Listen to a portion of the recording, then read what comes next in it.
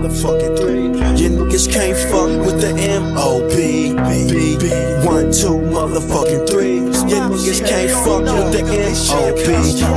This is Get So Rock music, bitch.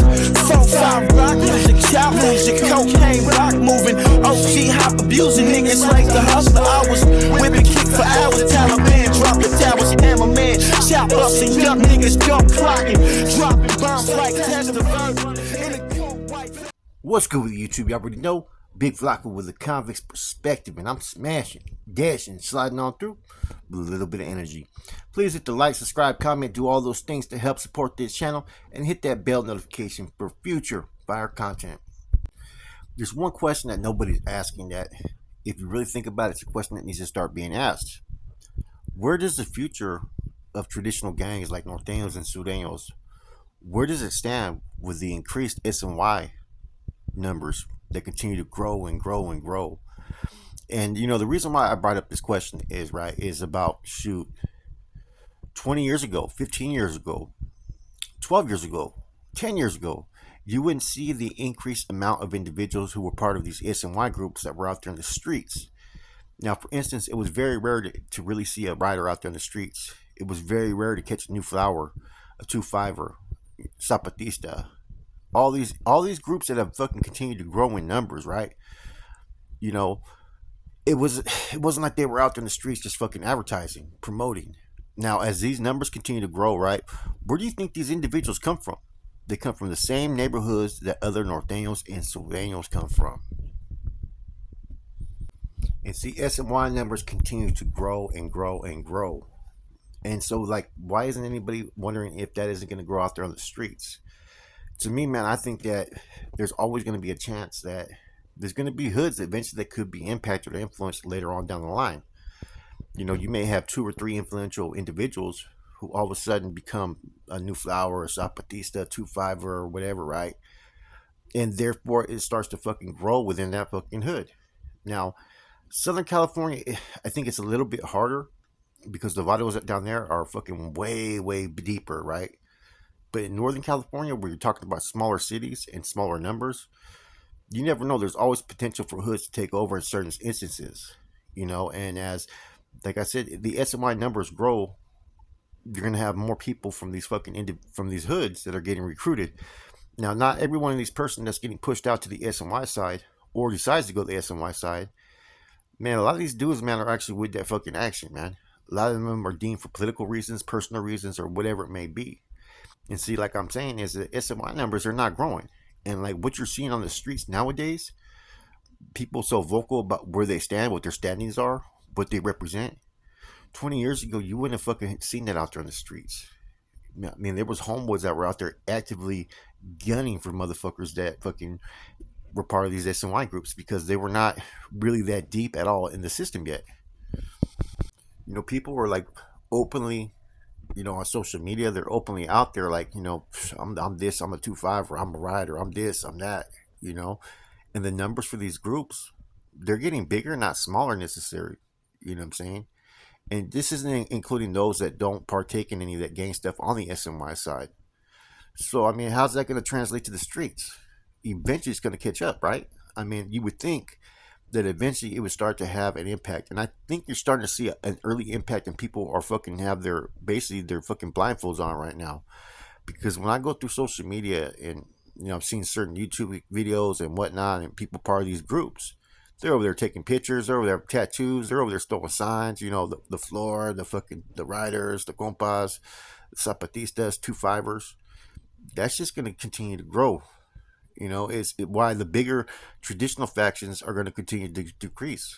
As long as they continue to have the policies and procedures that they have behind the walls, and the politics being played the way they play, you know what I'm saying, you're going to force a lot of members away.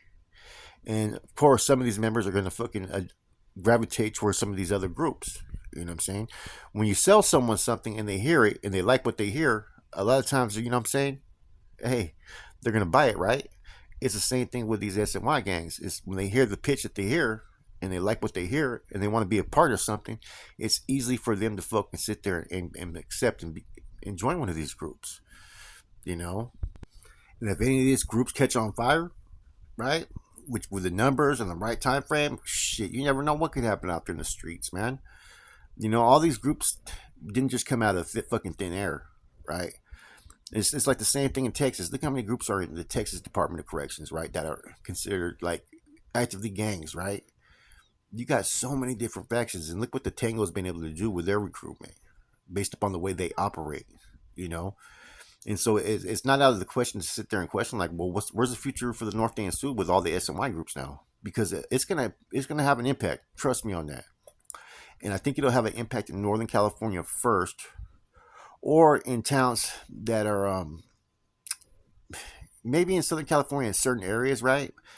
But like I said, the gang culture is so fucking old, and there's so many gang members out there. It's gonna take a while till it catches down south. I think up north first, and it's gonna cripple the north. Watch, it's gonna cripple the north big time. Just like when the Bulldogs left, officially left, it crippled the North Day for a long, long time, right? This is going to have even a huge impact. You're going to start seeing certain areas start to lose control, right, of territory out in the streets. And if you think about it too, every fucking 6 months to a year, you're getting indictments in certain areas out there in the streets that they're locking up also active gang members, right? That are not haven't even been to prison, that associate and whatnot. You take an area like Visa and Portersville and whatnot, and you start indicting them every like 6 months to a year and a half. You're taking all the active gang members and see half those dudes that get indicted, half of them fucking flip, right? Maybe even more than half of them flip, right? That's fucking opens up territory for fucking people to come up in and just fucking take over. And if you got the wrong fucking manpower that these guys assigned to come out there and try to handle business, man, you get the fucking wrong or the right dude for the SMI groups to come out to the streets, man, they could sew up shop. They could deter everybody. They could sit there and sell their pitch. See, at the end of the day, man, all the gang shit, it's all to me is basically poison. Whatever side of the aisle you on, if you're promoting violence, you're promoting fucking crimes and criminal activity that's going to take away people from their families, their responsibilities as a man or a woman. It's all fucking poison at the end of the day. Let's just keep it real. There's nothing that's fucking comes good of it, right? But out there in the streets where there's a need, there's always going to be those that are going to fill that void. And in these communities, there's always going to be those that want to fucking be that fucking John guy. They want to be that gangster. And it allows a lot of these groups, man, individuals within these groups to actually fucking go out there to the streets and cement their place in history for fucking things to change out there in the streets. I'm telling you, man, you're going to see something that's going to be totally different that nobody expected to happen because everybody's just fucking overlooking. The same way fucking the Nortenos overlooked the upstate Surenos back in the 90s and 2000s. And next thing you know, they're there to stay. It's the same thing that's going to happen with these SMY groups. They're going to establish themselves on the streets, and everybody's going to be like, oh, how the hell did they get out here? And you're going to see a whole lot more division, a whole lot of different gangs and whatnot who are going to fucking disassociate their support for the traditional groups. See, a lot of these individuals that are in prison, right? Gang members and whatnot, they still have egos. They don't want to sit there and admit that, oh yeah, the gangs are wrong, they're faulty. You know what I'm saying? There's not a way of life, or they weren't cut from the same cloth, or they want to make excuses for whatever reasons that landed them on SNY. So rather than come out with an attitude to advocate, change for the youth or the young homeboys from their neighborhoods, you can see some who are pretty much influential come out there and fucking change the direction, plant those seeds, and continue to discuss their fucking what their cause is. And youngsters are pretty much they're easy at times to curtail their thoughts and thinking process because everybody wants to be accepted. And if there's someone who has a lot of fucking pull in a certain neighborhood, who's respected, who's with the fucking shit, with that action, it's hard not to listen to what the motherfucker has to say if that's someone that you may look up to. And as they fucking spit their campaign, right? Think about it. There's a lot of dudes out there that can sit there. They got the facts on a lot of situations. Look how many people fucking drop out. Look how many people go SNY. Look how many big homies fucking flip in the end. It's all right there. Factual fucking testimonies that they can sit there and spit that actually has truth behind it. That's the unfortunate thing about it. Yet they're not going to talk about that the same things happen with these other groups behind the walls. That's why you have so many different fucking splinter groups of these gangs. That's why you have fucking people who've gone different routes or joined different fucking movements and causes and whatnot. The SNY has a whole lot of movements, man. So even on that side, you get the same fucking shit. People are campaigning and going against each other and starting off new groups, and nobody can see eye to eye on things because the La Raza culture in general, there's a lot of tribalisms. There's a lot of alpha males. And there's, you know what I'm saying? With that, always stands those that are going to reject certain things because they want to be that fucking dude. Everybody thinks that they can do it better than the next man, right? And that's just how it is. And that's why it's hard to really have a successful fucking gang that fucking maintains. Not one of these prison gangs, right, throughout the United States has not gone through unscathed without any type of internal or personal conflict or fucking sides being fucking taken. If you do all your research on every one of them, they've all had in one part of their history where there's been a fucking feud of bumping heads or sides. Now, I don't go against any of these groups, active or inactive. I think there's going to be good dudes. There's going to be believers in both sides, man. But this is my stance, man. If I was, you know, thinking, right, as a youngster, and I was observing all the stuff and all the conflict and all these different groups and all the different claims that are being made, why the fuck would one, I want to be part of a gang, and number two, why the fuck would I want to go to prison and have to deal with that shit? It's much easier for you to go out there and just fucking do your 9 to 5, find a career, find a trade, because the testimonies are out there, and there's too many individuals who, after 20, after 30 years, they finally sit there and say, man, this shit wasn't for me, man, this isn't the life and whatnot. And then you also got those that know this, but they've already made their bed, so they're going to sit there and lay in it, and they're going to fucking ride that fucking bus till the wheels fall off, right? So all you got to do is observe everything that's happened in like the last 25, 30 years, and things have tremendously grown. It's grown so much that you had to have a fucking end all hostilities pretty much, and you have a fucking agreement with these active, what they call active groups, towards the SNY groups. You know, who would ever think that the Nortenos and Surenos, big homies, the NF and MA, would have this type of coexisting relationship? And a lot of that has to do with because of these SNY groups. Now, besides, like I said, them wanting to get out the shoe and for monetary purposes, they also wanted to be out there for recruitment, right? But if you really look at it, since these groups have came out, there's been more killings and more stabbings. That's only going to force fucking people to fucking push away. You got certain homeboys that are going SNY because they're getting tired of the dictates that are being presented to them since some of these big homies have gotten out. And the consequences for going against the grain is basically death. So you got homeboys that either they're going for the ride just because they have to go for the ride, and maybe they don't believe in what they're doing, so therefore you're going to get a limited effort out these individuals. And you got those who just decide to fucking, hey, I'm gonna fucking bounce before I get hit. And then you got those that are gonna fucking either fucking suffer the consequences or not. And that's why I say the way you treat your gente, the way you treat your people is gonna have a big impact where your movement stands. And like I look at back and I'm as an outsider and I see all these fucking Norteños that are getting killed in prison in the last couple of years, youngsters in their 20s. If you don't think that's not going to have a huge impact 2 years and 5 years from now, fucking, you're fucking mistaken, man. That's just going to affect a lot of things in the future because you know what? People are going to get tired of seeing or witnessing youngsters get fucking hit. And a youngster's going to sit there and say, man, why am I going to be part of this shit when fucking I never know if I'm going to be the one that's going to get hit on the yard next? Now, for every believer, there's fucking 5 people who are going to stand against what you believe. And that's just fucking how it's going to be.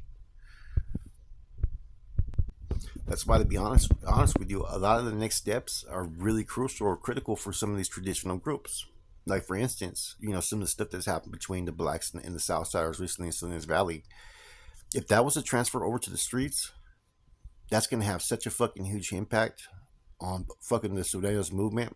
If that was to start to blow up out there, either it's going to bring people tighter or it's going to push people fucking away.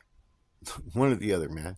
But see, anytime there's a chance where there's an engagement of war and heavy indictments, groups getting indicted and whatnot, that allows someone to come in the back door and fucking steal what isn't theirs. You see what I'm saying? And that's just the truth of it, man. And like I said, these groups just didn't come out of nowhere. There's a reasons why they were fucking established.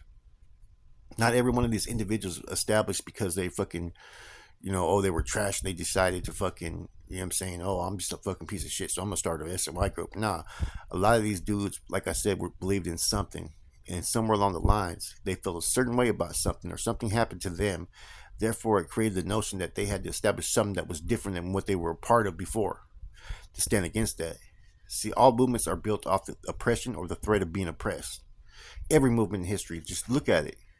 Every movement and cause is almost, I'm gonna say 99.9%, because the MA really didn't establish off that, but every other group established off the threat of oppression by others. Once you have that threat of oppression by others, it gives people a reason to come together and stand forth and present that front. I could see groups, right, traditionally starting to drop certain things like the XIV, 14, 13, and whatnot, and attach something to their fucking hoods to identify their allegiance, where they stand. And see, once this ball starts rolling, it's gonna be hard for them to stop, man. And like they said, there's so many different facets to it, man, that people are fucking blind to what's really potentially gonna happen. There's no way that this isn't gonna happen. I think, right? You can sit there and say, "Oh, Flocks, you're thinking too much into it." I doubt that, because think about what's already happened. If you were to ask yourself 25 years ago, and you had any type of history of fucking in prison or the streets, you would sit there and say, "Nah, this isn't gonna happen in 2023." But it's exactly what fucking happened, man. In addition to this, like, gangs are no longer the you know what I'm saying, as enticing to a youngster as it once was back in the days, man. It's more about not being in a gang. It's more about fucking getting a good highlight, getting a good job, and, you know what I'm saying, being productive for your fucking, you know what I'm saying, for your family. Or it's more about fucking being out there on the streets. And with all these hybrid gangs too, it's going to affect everything. Like I said, a lot of stuff that's going on is affecting these groups more than people fucking realize. Just look at some of the stuff that's been going on in Sacramento with some, like, almost the hybrid type gangs, or people are more loyal to their neighborhood than either Norte or Sud, right? Even though they still rock it, right? But you're starting to see the different influences of impacts. And like I said, all it's going to take is certain people coming out from certain cities to reestablish out there. And like I said, as a continuous cycle of indictments happens out there in the streets, where people get indicted for functioning in a regiment, it's going to allow someone to come in from the back door and steal what's been there for years.